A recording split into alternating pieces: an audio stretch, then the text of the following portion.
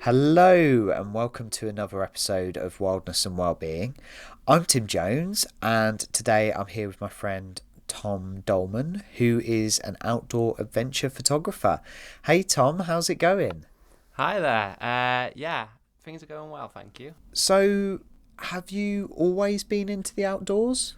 I'd say it probably started about 7 years ago. Probably, yeah, 6, 7 years ago. Me and my friend Chris grabbed some cameras we'd seen on Instagram, not gonna lie. Some nice photos down in Snowdonia, and being about 50 minutes away from Snowdonia it was on my doorstep really. I'd had no excuse to not go and visit. Yeah, so we grabbed our cameras, went down there, and that's where it all started pretty much. Nice. And how did you originally get into the photography side of things?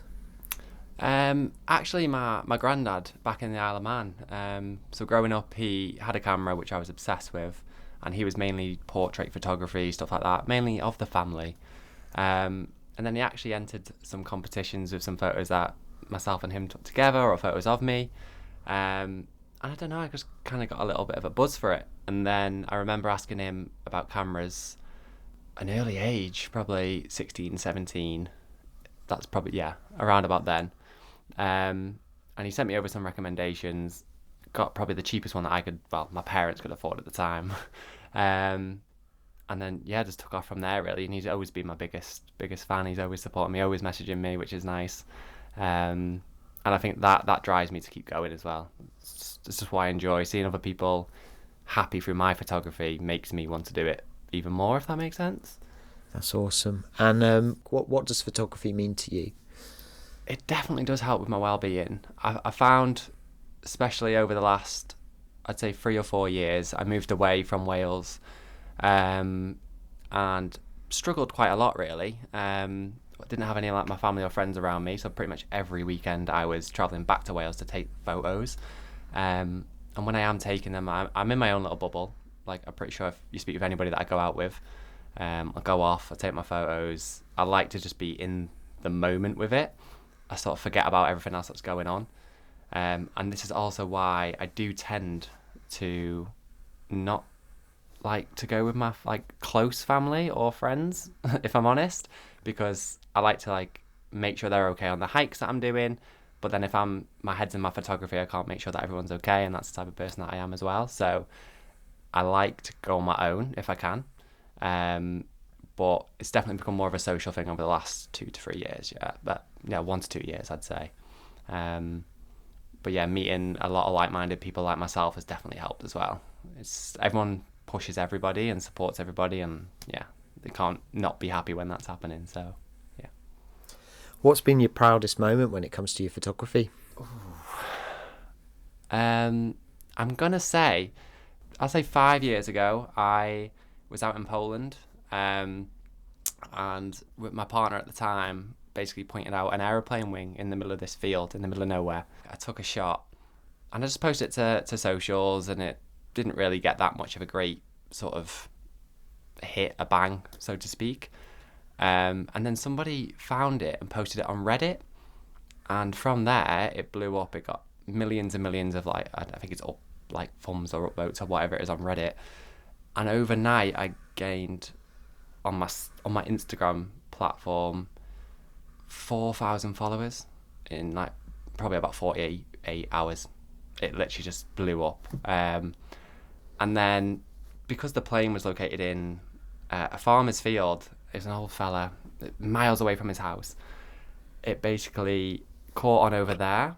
Reporters on there, it's called Polstat News, went and interviewed the fella, asking like, was he okay with that photo being up on social media, because people started visiting his land. So I basically wrote him a letter in Polish apologising for all the people that I'd sent his way, and he sent me a letter back. I've still got it. Basically saying like the photo was amazing. Like all I wanted was everybody to see what I had, and he was never able to do it, and by that photo I did it. So yeah, it just spurred me on pretty much, and from there that's definitely my best achievement, is making that old man happy, not the photo but making him happy that everyone got to see what he wanted to show the world but didn't get to. So yeah. Beautiful. what kind of outdoor activities are you into when it's not just holding a camera? I'd say, well, over the last year, pretty much a year now, my friend Vic and Tom got me into climbing. It's predominantly been indoor climbing at the moment, but sort of pushing myself to, or prepping myself to get ready for outdoor climbing in the summer. Those long summer nights, I cannot wait to just be on a crag somewhere with good people, good friends, and just experience that. Um, I'm still very new to it. Like a lot of people who do climb would know, like a year is nothing in comparison to some people. Just practicing pretty much every Tuesday, Wednesday, Thursday. I'm there on the wall, just trying to do my best, really. I also love to wild camp as well, so that's something that I did a lot last summer. In the summer that we had, it wasn't the greatest, but I'm always out in it even if it's raining. With again a good set of people, I don't think you can beat a wild camp on a mountain.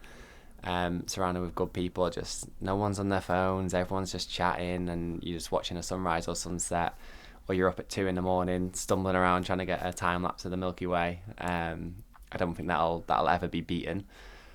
I do want to get a van though, so if those nights where I'm unable to wild camp, or I'm rushing home from work to get down to Snowdonia or something, I can just kip in the van and not have to worry about getting up, setting up a tent, and doing it safely, really.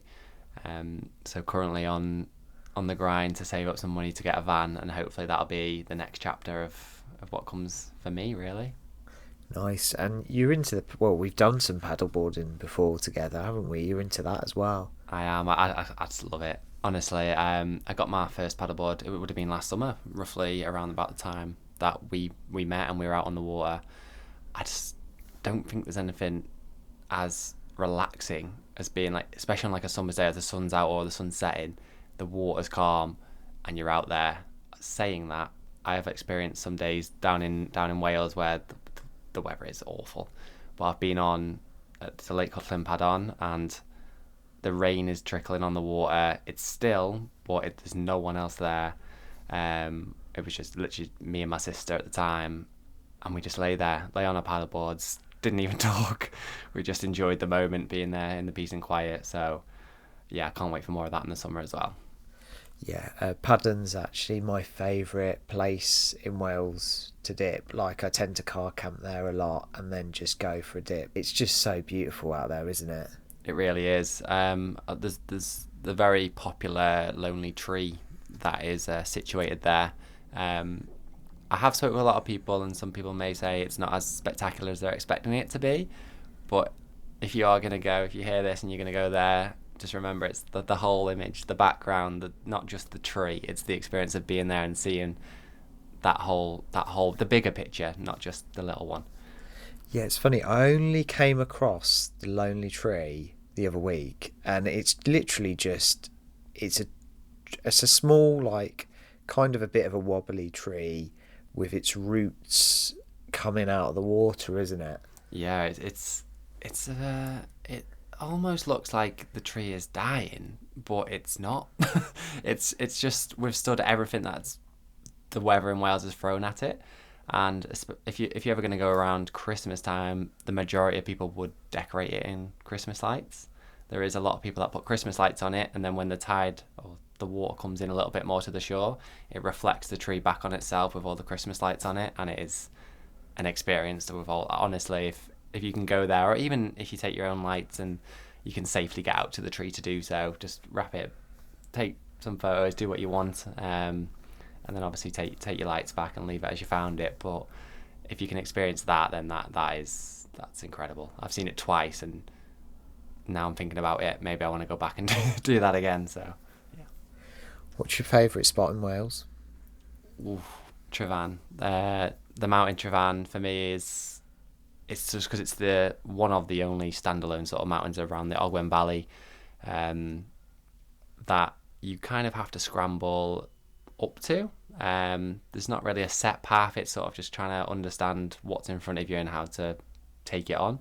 I've done it so many times now that I feel like I've made a set path for myself, which is always good. But the sunrise and sunsets from there are incredible. And then they've got Adam and Eve on top, which a lot of people like to experience. I've never actually jumped across them. Maybe I've not got the bottle, but maybe one day we'll see what happens. I've never done it, but it's always been kind of a bit. Actually, no, that's not true. I've just never been feeling it. I just don't want to get the taxi in the helicopter home. Um, but yeah, that's one of my favourite mountains. I say that, but I've got it tattooed on my left arm. So That is impressive. That is very impressive. I'd probably agree with you on that one. That is it that I'm scared, or is it that anything can happen? You can be the most clued up mountaineering genius in the world, but if someone falls or something happens, it's just not safe. So we'll see. Maybe one day, but if they can bring them closer together, then maybe I'll give it a go. yeah, I did. I've had some really nice experiences up the. Is it? How do you pronounce it? Is it the gliders? So I would pronounce it the Glidders. So you put me on the spot here. Glider Fawr, Glider Fawr, and there's three of them basically along the Glider route. And that again, that is a lovely hike. Although the terrain up there is a little sharp to say the least. I know 2 or 3 people that have got lost when they've done it because it is very vast. But if you go up there when there's low cloud, which is pretty much 99% of the time in Wales, unless you've got like some type of GPS sort of mapping or OS maps, then I probably wouldn't go up there with someone unless the person you're going up with's done it before potentially. But again, the views from up there, just all around Ogwen Valley, is beautiful. The Conedau, that's probably another one of my favourite sort of routes. So that's, you go up Pen y Olwen, and then across 3 other peaks to, I think it's called Pen y Helgi, and it's like a little ridge line, a little walk. It's not too exposed. It's comfortable for most people to do. And you loop back around into Ogwen Valley. I think it's about, from the top of my mind, I'm going to say like 12 miles in all. It's a hell of a day. Last time I did it was in the snow, but it was a hell of an experience. Got some lovely, lovely shots of a lot of my friends. So yeah. Yeah, I got it up that way. I got a really nice, beautiful, clear day about, I think it was February last year, and it was just magical. And there was actually wasn't any cloud. It was a little bit nippy. It was just so calm, and I just got my burner out, and I was just looking at Snowdon and some people just messing about on some of the rocks, and it was just absolutely magical. It's a lovely place. Yeah, it really is. I don't think there's a single mountain in and around Ogwen Valley that doesn't have, even though they're so close, every view is different in its own different way.